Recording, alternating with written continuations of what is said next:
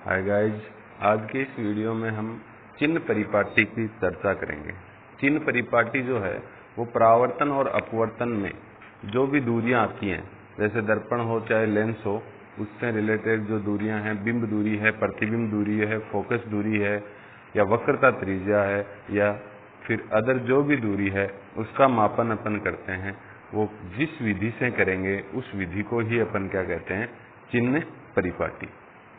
तो देखो, चिन्ह परिपाटी है परावर्तन तथा अपवर्तन से संबंधित विभिन्न दूरियों के मापन हेतु जिस विधि का उपयोग किया जाता है उसे अपन चिन्ह परिपाटी कहते हैं। यानी परावर्तन है, अपवर्तन है, इससे रिलेटेड जो भी दूरी है उसका मापन अपन जिस विधि से करेंगे उस विधि को अपन क्या कहते हैं, चिन्ह परिपाटी। ठीक है। इस चिन्ह परिपाटी का दूसरा नाम कार्तीय चिन्ह परिपाटी भी है। अब बात आती है इसमें कि चिन्ह परिपाटी में अपन दूरियों का मेजरमेंट या मापन किस प्रकार करते हैं। उसके 3 नियम हैं छोटे छोटे। पहला नियम यह है कि जो भी दूरी होगी वो दर्पण के ध्रुव से मापी जाएगी। अब अपन दर्पण से रिलेटेड चर्चा कर रहे हैं, आगे अपन लेंस की भी दूरियां मापेंगे, तो उसमें जो दूरी मापेंगे वो ध्रुव की बजाय प्रकाशिक केंद्र से मापेंगे।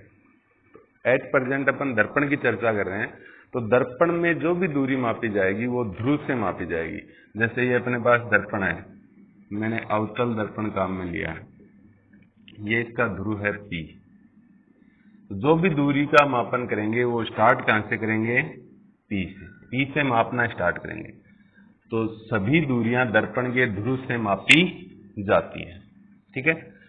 सेकंड बात ये आती है, फर्स्ट नियम तो ये हो गया, एक तरह का नियम मान लो, चाहे इसकी पोजीशन स्थिति मान लो, कौन कौन सी स्थितियों में मापन करते हैं। पहला तो ये हो गया कि सभी दूरियां ध्रुव से मापी जाती हैं। दूसरी बात यह है कि मुख्य अक्ष जो होती है, मुख्य अक्ष के लंबवत ऊपर की ओर जो दूरी होगी, देखो ऐसे, ये मुख्य अक्ष है अपनी, मुख्य अक्ष। इस मुख्य अक्ष के लंबवत ऊपर की ओर जो भी दूरी मापन करेंगे, लंबवत ऊपर की ओर, ये जो दूरी है वो होगी धनात्मक। ठीक है। इसके लंबवत ऊपर की ओर, मुख्य अक्ष के लंबवत ऊपर की ओर, चाहे इधर मापो चाहे इधर मापो, मैंने इस साइड में लिखा है, जरूरी नहीं कि इसके आगे ही हो, इधर भी हो सकती है ऊपर की ओर। ठीक है। ऊपर की ओर जो भी दूरी होगी इस मुख्य अक्ष से वो होगी धनात्मक, और इसके नीचे की ओर जो भी दूरी होगी, नीचे की ओर जो भी दूरी, मैं इधर दिखा देता हूं, तो नीचे की ओर यानी लंबवत नीचे की ओर ये होगी नेगेटिव, ऋणात्मक होगी। ठीक है। ये सेकंड नियम है कि मुख्य अक्ष के लंबवत ऊपर की ओर मापी गई दूरी धनात्मक और लंबवत नीचे की ओर मापी गई दूरी ऋणात्मक होती है। थर्ड पोजीशन ये है कि जैसे ये दर्पण है, इस दर्पण में प्रकाश आपतित होगा तो इधर पॉलिश वाले पार्ट पर तो होगा नहीं, इस साइड में तो होगा नहीं, होगा कौन सी साइड में, इस साइड में। तो जिस साइड से, जैसे मान लो यहाँ बिंब रख दिया मैंने, यहाँ पर मैं बिंब रख दूं, बिंब रखने के बाद जो किरण आएगी तो वो इस साइड से आपतित होगी, तो मैं इधर मान लेता हूं आपतित प्रकाश, आपतित प्रकाश। तो आपतित प्रकाश इस साइड से आ रहा है, तो इसकी दिशा में जो भी दूरी मापेंगे, जैसे ध्रुव से स्टार्ट करें तो इसकी दिशा में कौन सी होगी, ये दिशा, ये दिशा है इसकी, तो ये दिशा होगी। तो इधर जो भी दूरी मापेंगे इस साइड में, यानी आपतित प्रकाश की दिशा, दिशा में जो भी दूरी मापेंगे वो क्या होगी, पॉजिटिव। इस ध्रुव के आगे जो भी दूरियां मापेंगी, सीधी आगे, सीधी आगे, ऊपर की ओर नीचे की ओर नहीं, सीधी आगे जो भी दूरी मापेगी वो क्या होगी, धनात्मक। और ध्रुव से पीछे देखो, स्टार्ट ध्रुव से करते हैं अपन, ध्रुव से इस साइड की दूरी मापनी होगी तो इधर आएंगे अपन, इस साइड में आएंगे, तो ये आपतित प्रकाश के क्या हो जाएगा, विपरीत। तो आपतित प्रकाश के विपरीत जो भी दूरी मापेंगे वो ऋणात्मक होगी। तो मैं यहां लिख रहा हूं, आपतित प्रकाश के विपरीत, आपतित प्रकाश के विपरीत जो भी दूरी होगी वो होगी ऋणात्मक। ठीक है। तो 3 हो गई। सबसे पहली बात तो ये हो गई कि सभी दूरियां ध्रुव से मापनी स्टार्ट होंगी।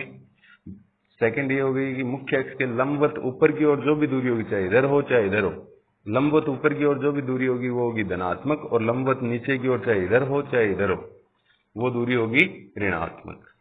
ठीक है।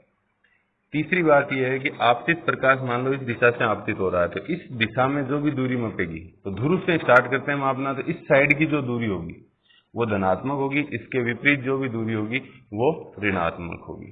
ठीक है, ये थी अपनी चिन्ह परिपाटी। अब इस चिन्ह परिपाटी के आधार पर अपन फोकस दूरी और वक्रता त्रिज्या में संबंध पढ़ेंगे, जो ऐसे है। हाँ, तो अब अपन पढ़ रहे हैं वक्रता त्रिज्या r और फोकस दूरी f के मध्य संबंध। ठीक है, इस टॉपिक को अपन दो नाम दे सकते हैं, एक तो r और f के मध्य संबंध, दूसरा अपन इसमें मेजरमेंट करेंगे फोकस दूरी का, जो वक्रता त्रिज्या से संबंध दर्शाएगी। तो इसलिए अपन इसको दर्पण की फोकस दूरी टॉपिक भी दे सकते हैं। फोकस दूरी की डेफिनेशन जो परिभाषा है वो तो हमने पढ़ी है कि ध्रुव से लेकर मुख्य फोकस तक की दूरी क्या कहलाती है, फोकस दूरी, जो हमने पीछे के लेक्चर में पढ़ लिया है।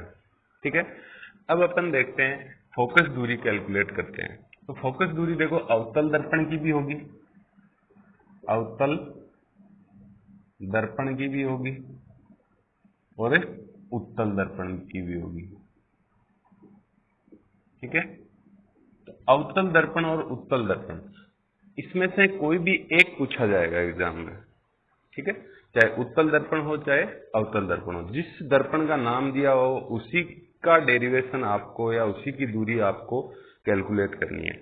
यदि आपको पर्टिकुलर नाम नहीं दिया हुआ हो तो आप दोनों में से कोई भी एक, दो दर्पण है उत्तल और अवतल, उसमें से कोई भी एक दर्पण की स्वेच्छा से फोकस दूरी ज्ञात कर सकते हो। ठीक है, तो अब मैं यहाँ पर डायग्राम बना रहा हूँ, वो दोनों का अलग अलग बनेगा, डेरिवेशन का पार्ट कुछ कॉमन रहेगा, लास्ट में जाकर थोड़ा सा चेंज होगा, वो मैं बता दूंगा आपको कैसे कैसे करना है। तो अवतल दर्पण की चर्चा करें पर, ये है अवतल दर्पण, इस साइड में मैंने इसके पॉलिश कर दी है।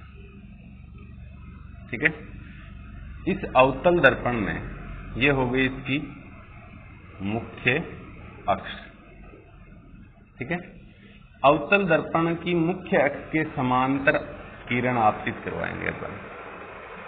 ये मुख्य अक्ष के समांतर किरण होती है, वो वक्रता केंद्र से गुजरती है, सॉरी मुख्य फोकस से गुजरती है, वक्रता केंद्र से नहीं, मुख्य फोकस से गुजरती है।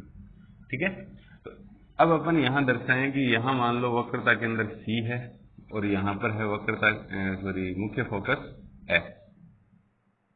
ठीक है, तो पहले तो जिस बिंदु पर यह आपतित होगी वहां अभिलंब दर्शाएंगे। अभिलंब होगा वो इस बिंदु और वक्रता केंद्र से गुजरेगा। ठीक है, तो ये मैंने अभिलंब दर्शा दिया। ठीक है, अब ये जितने कोण पर आपतित हुई थी, मान लेता हूं मैं यहां पर थीटा कोण पर आपतित हुई थी।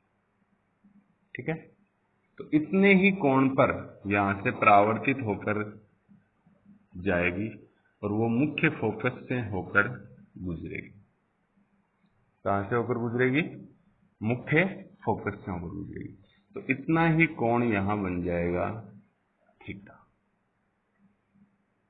ठीक है, अब देखो इस डायग्राम में यहां ध्रुव है P, एक तो मुख्य अक्ष और ये की जो किरण है दोनों एक दूसरे के पैरेलल हैं।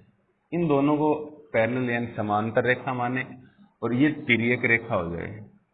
तो इस साइड में कोण थीटा है तो इधर भी कोण कितना होगा, थीटा ही होगा। इस डॉटेड लाइन के ऊपर थीटा, देखो इस प्रकार से होता है ना, दो समांतर लाइन है ऐसे क्रॉस कर रहा है, तो इस साइड में जो एंगल होता है मान लो थीटा, तो इधर भी क्या होगा थीटा, एकांतर कोण जिसे बोलते हैं। वैसे ही ये डॉटेड लाइन ली है मैंने, डॉटेड की इधर थीटा है तो इधर भी थीटा होगा। ये जो किरण आ रही है इसके इधर देखें, इन दोनों को, ये आपतित किरण और मुख्य अक्ष को समांतर रेखा मान के ये जो किरण है इसको तिर्यक रेखा माने अपन, तो इसके इधर टोटल एंगल कितना है थीटा और थीटा 2 थीटा, तो यहां भी क्या रहेगा 2 थीटा। ठीक है, इस बिंदु को मैं नाम दे देता हूं M। यहां त्रिभुज बन रहे हैं, देखो एक तो MCP और एक MFP। इन दोनों त्रिभुजों में ये थोड़ा सा वक्राकार भाग आ रहा है दर्पण का, इसलिए मैं यहां लंब डालूंगा। ये लंब डाल दिया मुख्य अक्ष पर जिसको नाम दे देता हूं MD। ये मुख्य अक्ष पर लंब है, ठीक है।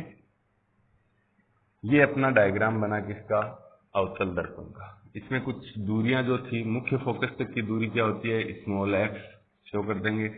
वक्रता केंद्र तक की दूरी कैपिटल R, इसको भी शो कर देंगे, ठीक है। ये तो डायग्राम हो गया अपना अवतल दर्पण के लिए।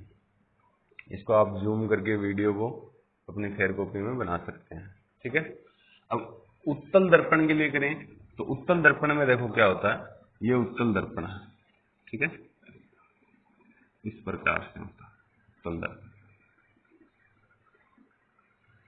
थोड़ा इधर बना देता हूं मैं, डेरिवेशन भी आ जाए अपना, ठीक है। पूरा डेरिवेशन भी इसी पे क्लियर हो जाए।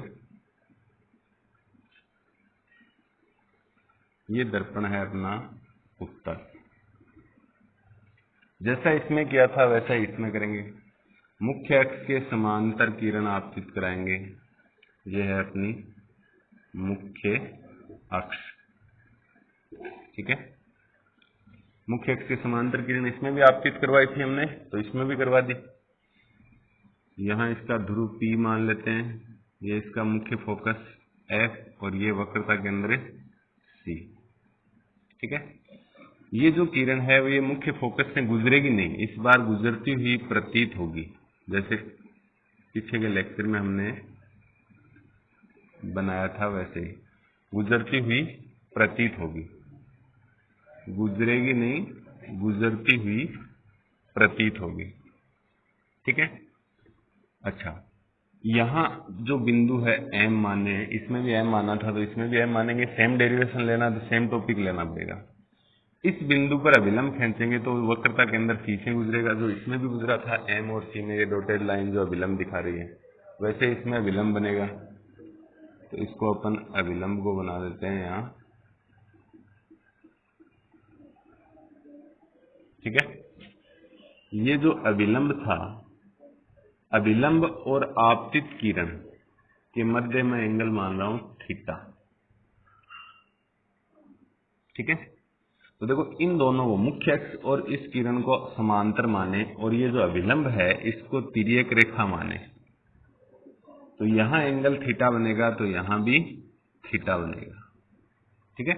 इस प्रकार से जैसे यहां एंगल थीटा होता है तो यहां भी थीटा होता है, ठीक है। दूसरी तिर्यक रेखा अपन माने इस किरण को, यहां तक तो किरण है, इसको पीछे बढ़ा रहे हैं तो ये F से गुजर रही है, ठीक है। इसको तिर्यक रेखा माने, तो यहाँ अभिलंब और आपतित किरण के मध्य एंगल थीटा था, तो इस साइड में भी कितना बनेगा, परावर्तित किरण और अभिलंब, परावर्तित किरण और अभिलंब के मध्य भी थीटा। इस किरण को तिर्यक रेखा मानेंगे तो इसके इधर देखो टोटल एंगल 2 थीटा है, तो यहां भी क्या बनेगा, 2 थीटा बनेगा, ठीक है। अब M से अपन D मुख्य अक्ष पर लंब डालेंगे, जिसको अपन नाम देते आए हैं MD, ठीक है। M से मुख्य अक्ष पर लंब डाल दिया हमने MD, ठीक है। अब ये त्रिभुज बन गया, नहीं थोड़ा सा वक्राकार पार्ट आ रहा था। तो ये तो है अपने डायग्राम, ठीक है। उत्तल का अवतल का दोनों का अलग अलग बना दिया। इसके बाद जो डेरिवेशन अपन स्टार्ट करते हैं, तो डेरिवेशन की स्टार्टिंग पार्ट सेम रहेगा, लास्ट में आके दोनों का चेंज होगा, ठीक है। अब स्टार्टिंग में क्या रहेगा, देखो कोई सा भी डायग्राम देख लो, मैंने सेम पॉइंट माने, इसलिए सबसे पहले अपन देखें कि त्रिभुज MCD में, त्रिभुज MCD में, यहां चित्रानुसार लगा देंगे, चित्र के अनुसार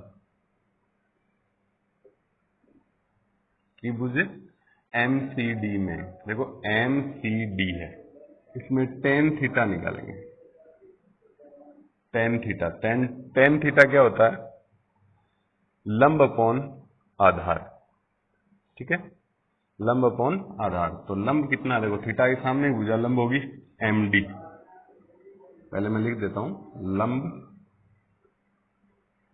अपॉन आधार, तो ये हो जाएगा आपका tan थीटा बराबर, लंब कितना है एम डी, एम से डी आधार है, सी डी या डी सी, ठीक है। ये तो अपना टेन थीटा। देखो थीटा का मान यहां बहुत कम होगा, तो थीटा के अति अल्प मान हेतु टेन थीटा को अपन लगभग थीटा लिख सकते हैं। थीटा का अल्प मान होगा तो टेन थीटा को क्या लिख सकते हैं, थीटा। तो यहाँ टेन थीटा को मैं थीटा लिख रहा हूँ, तो theta is equals to M D upon क्या हो गया, डी सी। इसको दे देंगे इक्वेशन नंबर फर्स्ट समीकरण आ गई है। ये तो एक ट्रायंगल पूरा हो गया। इसी प्रकार अपन दूसरा ट्रायंगल करेंगे। देखो मैं बोर्ड पे ऐसे पार्ट बना के कर रहा हूँ, आपको इसी के नीचे ही करना है ये पार्ट, ठीक है। तो देखो दूसरा जो है ट्रायंगल वो कौन सा है, त्रिभुज एम एफ डी। देखो एम एफ डी ये ट्रायंगल है, इसमें 2 थीटा एंगल है। तो ट्रायंगल या त्रिभुज एम एफ डी में tan 2 थीटा। अब इसमें tan 2 थीटा वो लंब अपॉन आधार रहेगा, तो tan 2 थीटा में लंब कितना है, एम डी, और आधार डी एफ, एफ से डी या डी से एफ। तो ये हो जाएगा M D upon D F, ठीक है। थीटा के अल्प मान, अति अल्प मान, अति अल्प मान हेतु tan 2 theta is equals to होगा 2 theta, tan 2 theta approximate equals to 2 theta. तो मैं यहाँ पे tan 2 थीटा को क्या लिख दूंगा, 2 थीटा। तो 2 theta is equals to M D upon D F. तो थीटा इज इक्वल्स टू निकालेंगे तो M D upon 2 D F होगा। ये 2 इधर डिवाइडेशन में यानी भाग में आ जाएगा, ठीक है। इसको अपन दे देंगे इक्वेशन नंबर 2, ठीक है। अब बात आती है, देखो फर्स्ट इक्वेशन और सेकंड इक्वेशन दोनों थीटा के मान है, दोनों इक्वल होने चाहिए, क्योंकि एंगल तो दोनों में हमने थीटा लिया है। थीटा इसमें आ रहा है, थीटा इसमें आ रहा है, तो दोनों इक्वल करेंगे। तो समीकरण 1 और 2 से, यहां से स्टार्ट कर रहा हूं मैं, समीकरण 1 व 2 से, ये जो पार्ट मैं इधर कर रहा हूं ये इसके नीचे ही आएगा, ठीक है, आगे का पार्ट है इसके। तो समीकरण 1 और 2 से क्या होगा, दोनों इक्वल करेंगे, एलएचएस इक्वल है तो आरएचएस इक्वल करेंगे, तो MD upon DC, MD upon DC is equals to MD upon 2df। तो एमडी अपॉन 2df, एमडी से एमडी कैंसिल, अब इसको क्रॉस मल्टीप्लाई वज्र गुणा करेंगे तो 2df इज इक्वल्स टू क्या होगा, डीसी, जिसको आप समीकरण नंबर 3 दे सकते हैं, ठीक है। ये समीकरण नंबर 3, यहां तक का डेरिवेशन चाहे आप अवतल दर्पण का करो चाहे उत्तल दर्पण का, यहां तक का सेम आएगा। इसके बाद अपन केस टेस्ट करते हैं, किसके लिए, अवतल दर्पण हेतु। अवतल दर्पण होगा तो D से F को आप लगभग, देखो D तो हमने इसको, इस लाइन को सीधा करने के लिए, वक्राकार भाग खत्म करने के लिए एमडी लंब डाला था, ठीक है। यदि ये सही माने तो ये F से लेके P तक की दूरी मापी जाती है, D तक की नहीं, क्योंकि ध्रुव P है, ध्रुव से मापी जाएगी। तो DF को आप लगभग बराबर क्या लिख सकते हो, PF। ये हमने लंब डाला था त्रिभुज बनाने के लिए, जबकि अपना सही है M से P, ये लाइन सही होती है, इसलिए अपन FD या DF जो है उसको लगभग PF लिखेंगे, ठीक है। और ये दूरी कितनी होती है, देखो P से F तक की दूरी, इसमें मैंने लिख दी थी F, ठीक है। तो इसमें भी क्या होगी, F फोकस दूरी होती है, और वक्रता केंद्र तक की दूरी होती है R, ठीक है। तो PF को आप क्या लिखोगे, स्मॉल f, ठीक है, फोकस दूरी। अब अपन बात करें अवतल दर्पण की, अवतल दर्पण ये है, इसकी बात करें तो इसमें f दर्पण से पीछे, देखो आपतित किरण इधर है, हम चलेंगे ध्रुव से f तक, तो इस साइड में, तो आपतित प्रकाश के क्या हो गए, विपरीत, विपरीत हो गए, मतलब ये दूरी किसकी आएगी, माइनस, या यूं कहें तो P से इस साइड की जो भी दूरी है वो माइनस होती है, आगे की दूरी प्लस होती है ना। तो अपन यहाँ चिन्ह परिपाटी के अनुसार भी बोल सकते हैं इसको, तो इसको मैं बोल देता हूँ यहाँ चिन्ह परिपाटी से बोल सकता हूँ, चिन्ह परिपाटी से। चिन्ह परिपाटी से देखो मेरे पास दूरी आ रही है df, डेरिवेशन में तो आ रही है df, यहाँ तो df दूरी आ रही है। चिन्ह परिपाटी क्या कहती है, दूरी कहाँ से होनी चाहिए, ध्रुव से। तो df को अपन लगभग pf लिख सकते हैं, ये थोड़ी सी दूरी है, इसके बीच का गैप थोड़ा सा, इसलिए अपन लगभग बराबर क्या लिख देंगे इसको, pf।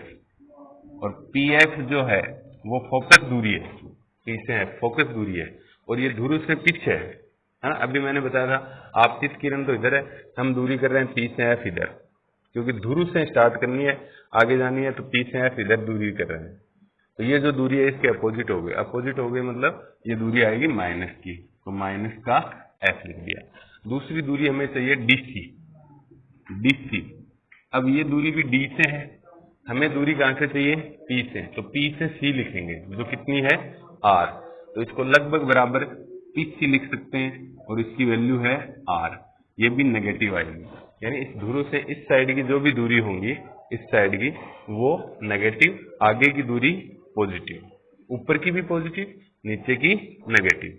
ठीक है, जैसे मैथमेटिक्स में होता है ना अपने ऐसे, इस साइड में प्लस, इधर माइनस, इधर प्लस, इधर माइनस, सेम ये तरीका रहता है।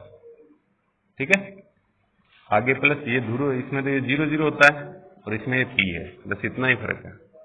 ठीक है, अब देखो इसमें अपन ये R लिख दिया, ये समीकरण 3 में रख देंगे।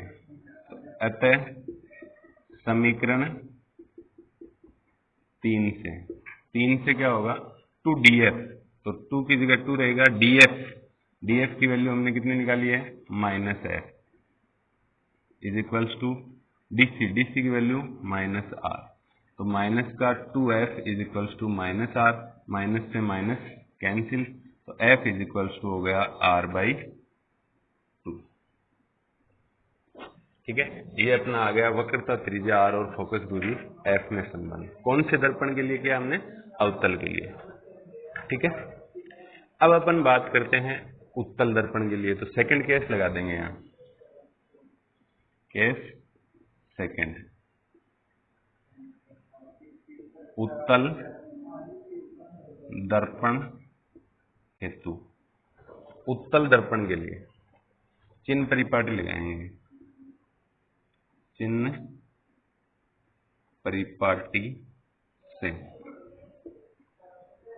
चिन्ह परिपाटी से क्या होगा, देखो हमें वही दूरियां से दोनों DF एक तो, और एक चाहिए DC, तो DF को अपन अब इस दर्पण में आ जाएंगे उत्तल में, DF को अपन क्या लिख सकते हैं, PF, क्या लिख सकते हैं, PF, तो DF इज इक्वल्स टू होगी PF।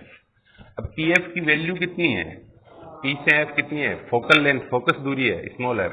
अब ये देखो ध्रुव से आगे की ओर हो गई, आगे की ओर हो गई, तो ये किसकी होगी, प्लस की, तो इसको अपन प्लस स्मॉल f लिख देंगे।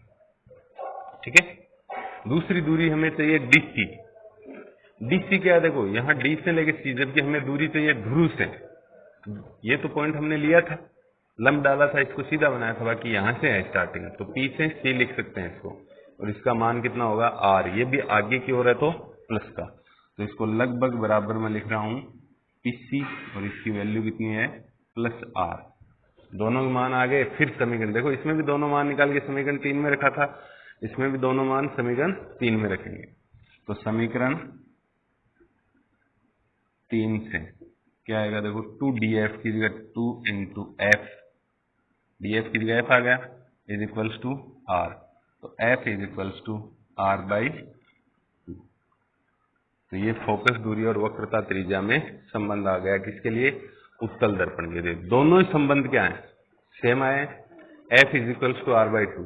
तो इन दोनों को अपन लास्ट में, इसके बाद ये जो डेरिवेशन जहां खत्म होता है, इसके बाद अपन लिख देंगे कि अर्थात फोकस दूरी का मान वक्रता त्रिज्या का आधा होता है, अर्थात फोकस दूरी स्मॉल f का मान वक्रता त्रिज्या कैपिटल आर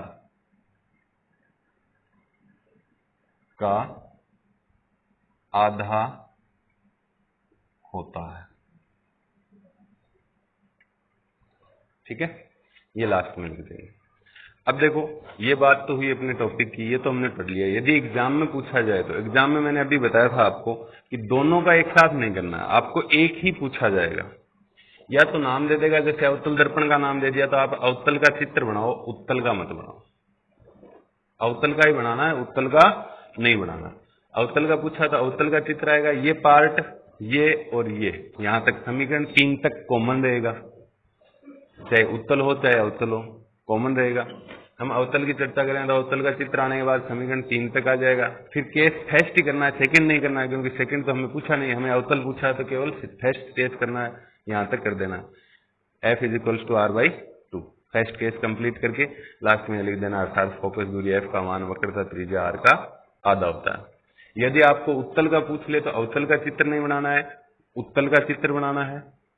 ठीक है, डेरिवेशन स्टार्टिंग से लेके समीकरण 3 तक ये आएगी। फिर केस फर्स्ट नहीं करना है, क्योंकि ये अवतल का है, हमें पूछा उत्तल का, तो उत्तल का ही करना है, केस सेकंड ही। ठीक है, उत्तल का कर देंगे, ये आ जाएगा F is equals to R/2। तो इसके लास्ट में अपन लिख देंगे कि फोकस दूरी F का मान वक्रता त्रिज्या का आधा होता है। या फिर यूं कहें, R जो है, R निकालेंगे तो R इज इक्वल्स टू क्या होगा, 2F। देखो ये रहा, R is equals to 2F। तो इसको अपन ये भी कह सकते हैं, वक्रता त्रिज्या फोकस दूरी की दोगुनी होती है। वक्रता त्रिज्या फोकस दूरी की दोगुनी होती है। ठीक है, तो ये था अपना वक्रता त्रिज्या और फोकस दूरी में संबंध। ठीक है, ये जो संबंध है मैंने बता दिया आपको। यदि आपको एग्जाम में किसी भी दर्पण का नाम नहीं दे तो आपको एक करना है, स्वेच्छा से कोई सा भी एक चित्र, देखो चित्र दो हैं तो एक ही बनाना है। यहाँ समीकरण 3 तक का डेरिवेशन कॉमन रहेगा, चाहे कोई सा भी आ जाए। फिर केस, जो चित्र आप बना रहे हो उसी चित्र का केस आएगा। अवतल दर्पण है तो अवतल दर्पण का केस आएगा, उत्तल दर्पण है तो उत्तल दर्पण का केस करना है, दोनों नहीं करना। ठीक है, आज के इस वीडियो में इतना ही। नेक्स्ट वीडियो में अपन पढ़ेंगे दर्पण सूत्र। धन्यवाद। ये जो बोर्ड स्क्रीन पे आपको दिख रहा है, ये आप होमवर्क के लिए तैयार कर सकते हैं। ठीक है, फिर कॉपी में आप इसको लिख सकते हैं। जैसे जैसे मैंने बताया, सबसे पहले हेडिंग लगेगी, फिर दोनों का डायग्राम इक्वल में बना लो, पेज पर दोनों तरफ इक्वल में। इसके बाद यहाँ से स्टार्ट करो, ये पार्ट, इसके नीचे ये पार्ट आएगा, फर्स्ट समीकरण के नीचे सेकंड समीकरण का, फिर थर्ड का, फिर केस फर्स्ट और केस सेकंड, ये लगातार नीचे चलते रहेंगे एक दूसरे के नीचे। ऐसे बराबर में नहीं करने, बराबर में चित्र ही बनेंगे, बाकी कुछ भी बराबर में नहीं करना, एक दूसरे के नीचे चलते रहेंगे। ठीक है।